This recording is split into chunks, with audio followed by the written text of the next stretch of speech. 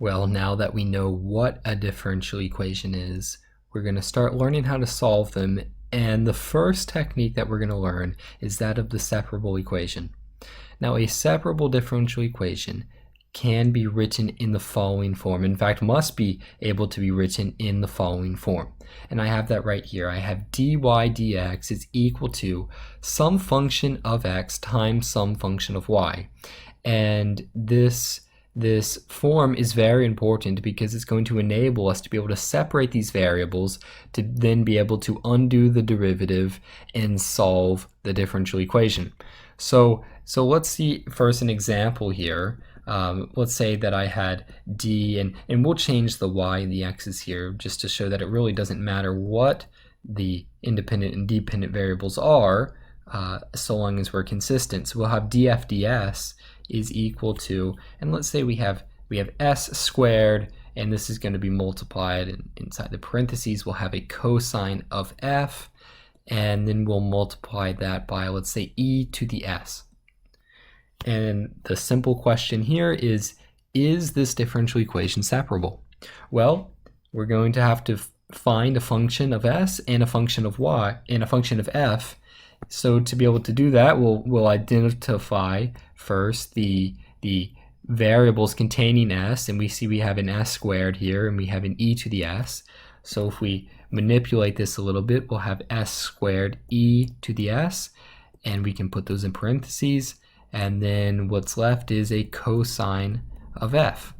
Now if we allow g of s to equal s squared e to the s, and we are defining some new function here, g of s, and if we define another function which is h of f, and we allow that to equal cosine of f, then we can rewrite our differential equation, and we'll have df ds, and this is equal to, well, it's equal to g of s times h of f. And if we look at our original form here, we see that they are identical. They are of the same form. So the answer would be yes, this is a separable differential equation. Now we'll look at a second example here quickly. We'll have let's say dz, and this will be dz dt.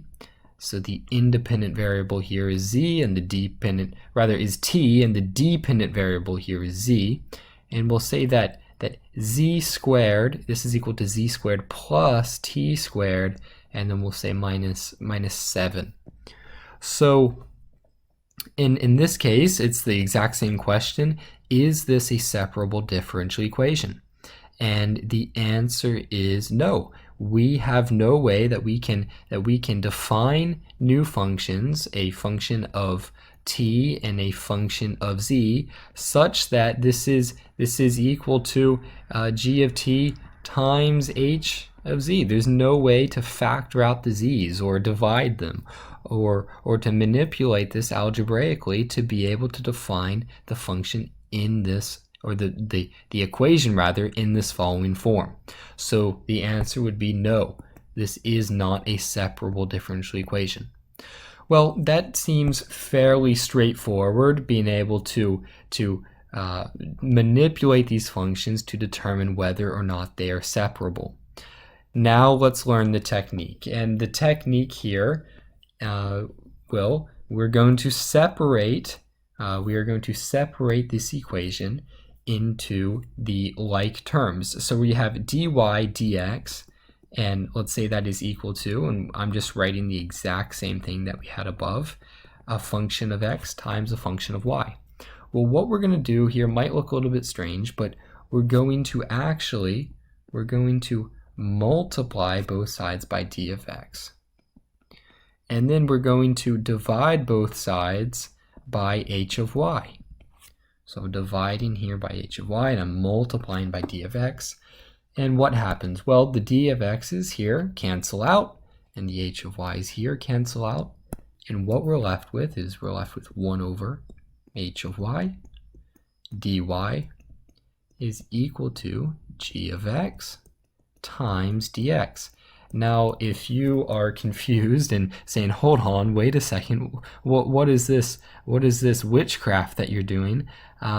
Well, let's think about what we're actually doing. I remember the first time that I learned this technique, I was a little bit surprised too, because I'd always been taught that dy dx, or any derivative written in this Leibniz notation, it's not separable. It's not actually a fraction. It is just a singular unit that is describing the derivative.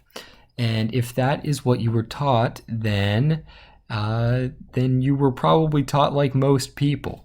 Now the intuition here behind actually treating these differentials, dy and dx, as variables, it comes from the idea of what this actually is. And if we think back to our calculus 1 or maybe our calculus 2 days, then we will draw a function here, and it will be a nice little function that it looks parabolic. And when we were coming up with the ideas of a derivative, we defined chose 2 points on the x-axis, x0 and x1, and we saw the points that they corresponded to on the y-axis, y0 and y1, and we thought of the derivative as the slope of a curve at a point, and we found the slope between these 2 points, and we said, hey, the slope of that line, it's not exactly the same slope as the point that we're trying to find the slope of here at x0, but it's pretty good, and the smaller that we make this gap, which we will call delta x, the smaller that gets, the better our approximation gets. And we said, well, let's introduce this idea of a limit where delta x is going to go to 0. And we're going to take that limit of our change in y over change in x, which is our slope, which is our derivative. And when we do that, and when we allow delta x to become infinitesimally small, then what we'll be left with is dy dx. And these ideas of differentials were introduced to us. Now, when we look at it this way, we see that really, our delta y's and our delta x's, these are manipulable. These are actually variables. So the dy's and the dx's are just coming as the limit of something that is actually a fraction and is a ratio. So when we think about it that way, it does become pretty intuitive that we can manipulate these differentials in that way. That is by no means a rigorous proof, but it's just providing a little bit of insight into the process that we're going through here. So now that we've separated our x's, or rather our terms containing x's onto one side, and we've separated our terms containing y on the other side, we have to undo the derivative to be able to solve for the solution function. So to undo that derivative, we'll take the antiderivative and we'll integrate both sides. Now once we've done that, what we'll be left with is here a function of y, and that is going to be equal to a function of x, and we'll add our constant of integration here. And this equation here will no longer have any derivatives in it. It will not have a dy dx, and that was our original goal, was to undo that derivative to be able to solve for the solution function, which is y. So let's have an example here. Our first example will be a rather simple one. We will start off with dy dx, and we will equate that to minus x over y. And we're going to make this an initial value problem, so we will include an initial condition here. We'll say that y of 5 equals 12.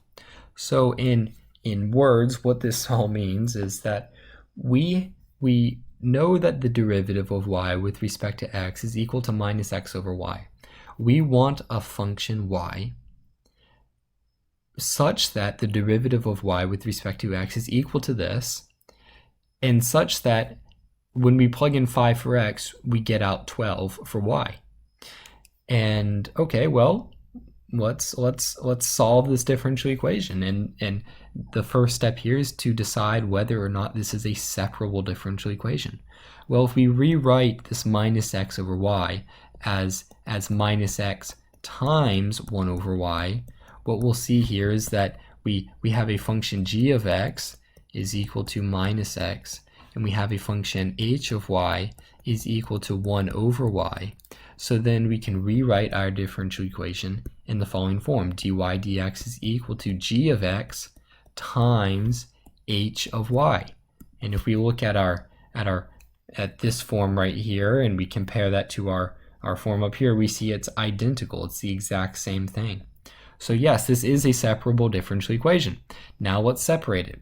So we'll multiply by y on both sides, and then we will multiply by dx on both sides, and what we'll be left with is a minus x dx on this side and a y dy on that side. And now we just need to take the derivative here. Now, one minor thing, it's not essential, it just makes the process a lot easier. Notice that I've chosen here to put the minus side on the x. This is a differential equation that we are solving for we're trying to solve for y, because y is the solution function. So we're going to always try to make the y side the least complicated as possible, as simple as possible. So whenever there's a constant or a negative or anything like that we can move over to the x side, we're going to do that, because we'd like to solve for y explicitly if we can anyways. So now we're going to take the integral of both of these sides so we can undo the derivative. And what we'll be left with is 1/2 y squared, and this is equal to minus 1/2 x squared plus c. Well, now we can multiply by 2 to get rid of the 1/2, and we'll have y squared is equal to negative x squared plus c. Notice that we could write a 2c here, but really 2c is just equal to another constant, so we'll just continue writing c, and we'll take the square root, and we'll be left with plus or minus times the square root of c minus x squared. Now, we have chosen here to write the function explicitly, because we have explicitly solved for y. Now, this is one of the cases where we actually probably could have left it implicitly, because it is of the form right here. If we had just added an x squared to both sides, we would have had x squared plus y squared is equal to c, and this is a very common form which we know to be a circle, where the radius here would, we would often write this in the form x squared plus y squared is equal to r squared, where the radius is r. So then we could write c as the square root of c squared, or rather the square root of c squared, and then the radius here would be equal to the square root of c. So let's actually leave it in the implicit form here, and I'll just write implicit so we don't forget that.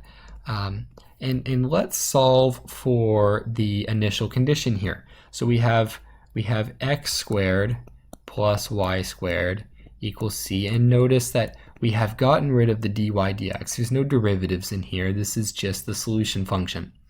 So we're going to plug in a 5 here for x, and we're going to square that, and then we will add a 12 squared here, because we know that the y is going to be equal to 12, and we want to see what c is equal to.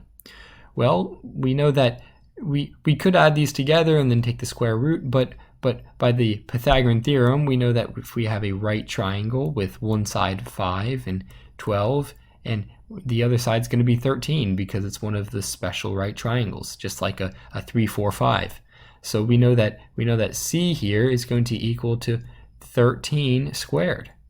So what we'll write for our final solution function, we'll have x squared plus y squared is equal to, and rather than writing 169, let's just write 13 squared. That way we can easily identify the radius.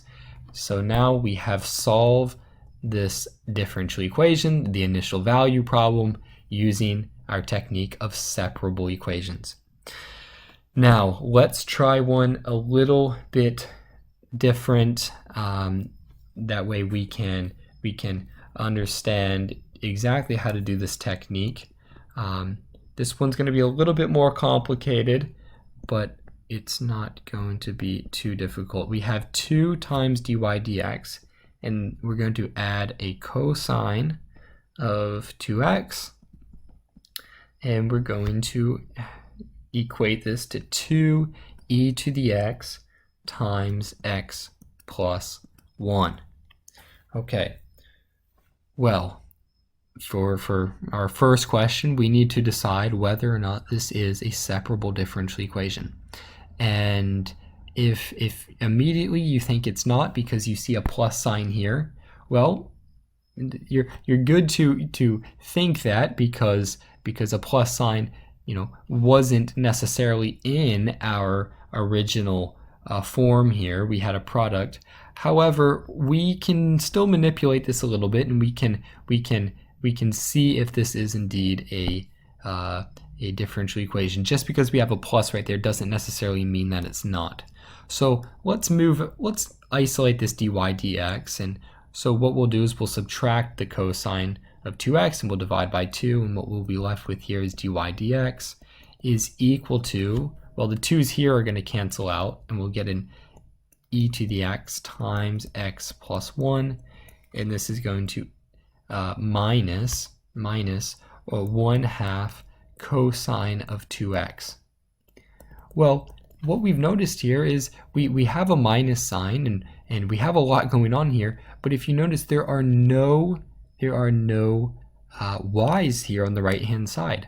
So really, in fact, what we have here is we have g of x being equal to this entire right hand side, e to the x times x plus 1 in parentheses minus 1/2 cosine of 2x, and and then we can call our h of y, well, we can just call that 1, right? We can multiply all of this by 1 and it stays the same. So yes, indeed, this is a separable differential equation. Now we'll just need to multiply by dx on both sides, and of course they cancel out here, and what we're left with is dy is equal to, well, this entire crazy thing, e to the x times x plus 1 minus 1/2 cosine of 2x and dx. Now we're just going to have to integrate both sides, and when we integrate both sides, we will get, well, the integral of 1 here is just going to be y, and this is going to be equal to, well, let's factor this in here. So we'll have the integral of x e to the x and then plus e to the x, and this will be minus 1/2 cosine of 2x. Well, this is when I see this right here, what I recognize is a common question that's asked, which is, I believe, what is the derivative of x e to the x? Well, when we take the derivative of that, well, we'll take the derivative of the first times the second plus the derivative of the second times the first. So we'll get, well, the derivative of x is just 1 times e to the x, and that's e to the x. And we'll add, well, now we'll take the derivative of e to the x, which is just e to the x times x plus x e to the x.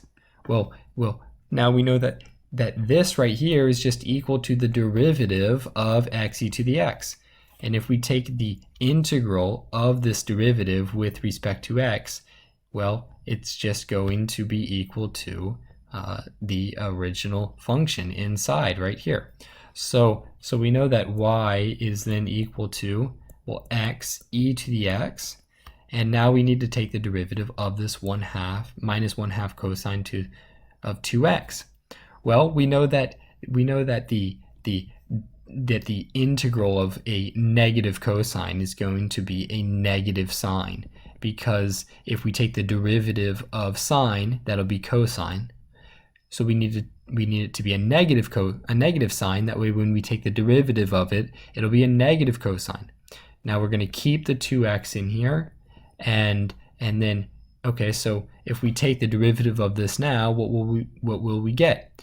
Well, we'll get a negative cosine of 2x, and that's going to be multiplied by 2. Well, that's not quite what we have here. What we have here is actually a 1/2. So in order to make this a 1/2, what we would have to do is we'd have to divide this by 4, which means we need a minus 1/4 here in front of the sign. So now if we take the derivative, what we would be left with would be a minus 2 times 1/4 cosine of 2x, which is equal to minus 1/2 cosine of 2x, which is what we have on the inside here. So we know that this is a minus 1/4 sine of 2x. Now, this was the right-hand side of this equation wasn't so easy because we had a lot of things to integrate, but the left-hand side was really easy because it was just the integral of dy. So whenever we have a differential equation that is written as dy dx is equal to a function of x, and our y is just 1, we could write an h of y here, and we'd say that h of y equals 1. Therefore, dy dx is equal to g of x. Well, we know that y will just be equal to the integral of g of x dx, and that's what we've just seen here. Well, for our last example, we are going to realize that although a differential equation may be separable, we can't necessarily always integrate it or find an analytical solution to our integral. So for our last example here, I'll write it, and it will be y dy minus e to the x squared dx is equal to 0, and we will have the initial condition y of 0 is equal to 1. Well, this obviously looks different from the other forms that we were given. Here the dy's and the dx's have already been multiplied out and manipulated from their original form, which was dy dx. But now we know that these differentials, we can move them around, and just like variables, so there's no need to worry there. Well, let's get this into the form that we know. So we're going to add this e to the x squared dx to the other side, and we'll get y dy is equal to e to the x squared dx. Well, now we'll just continue along like we've done before. We'll take the integral of both sides, and well, the left-hand side of this is rather easy. We get a 1/2 y squared, and we are going to equate this to, well, when we try to take the integral of the right-hand side here, we notice that there's really no technique that is going to work out, because I mean, had this been an x e to the x squared, we could use a u substitution or perhaps even integration by parts, but we really don't have any way to actually solve this integral of e to the x squared. So what we're going to do is we're actually going to back up a little bit. We're not even going to integrate this left-hand side immediately, but what we're going to do is we're going to say, well, if we can take an integral of both sides, and they're still equal, then we can also take the integral of both sides, and we can take the definite integral, right? This is the indefinite integral. Here we haven't explicitly stated the bounds of the integral, but now we can take a definite integral here. So what we're going to do is we're going to look at our initial condition because we want this to be as convenient as possible for us. And we see that y of 0 is equal to 1. So we're going to choose our lower bound to be 0. But we're not going to define our upper bound because we don't have another condition that we need to satisfy. So we're going to allow our upper bound to be x. Well, now that we've chosen our upper bound to be x, and recall that y is actually equal to y of x, y is a function of x, we're going to replace our x with a t here. And as long as we are consistent with that, we won't have any problems. And we're going to do the same thing on the right hand side. We're going to take the definite integral from 0 to x, but now it's not going to be e to the x squared, it's going to be e to the t squared dt.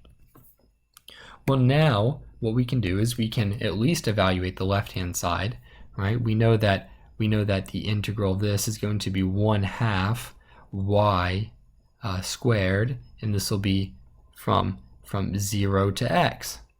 And this is going to be equal to the integral from 0 to x of e to the t squared dt. So now when we evaluate or we plug in these values, we'll get this is a function of x, and this is squared, minus 1/2 y of 0 squared, and this is equal to the integral from 0 to x of e to the t squared dt. Well, we know that y of 0 here, if we look at our initial value, is equal to 1, so we can plug in a 1 for this y of 0 here. So we get a minus 1/2 times 1 squared, and this is equal to the integral from 0 to x of e to the t squared dt. Well, what we'll get is a 1/2 y squared minus 1/2. Now if we add this 1/2 over, so we add a 1/2 to both sides, and then if we multiply by 2 to get rid of the 2 here, we'll get y squared is equal to 2 times the integral 0 to x e to the t squared dt, and this will be plus 1. Well, now we can solve for our y, and we take the square root, and we know that this is equal to plus or minus the square root of, and it's not often that you have an integral inside of a square root sign, but that's the best that we could do here. The integral from 0 to x of e to the t squared dt plus 1.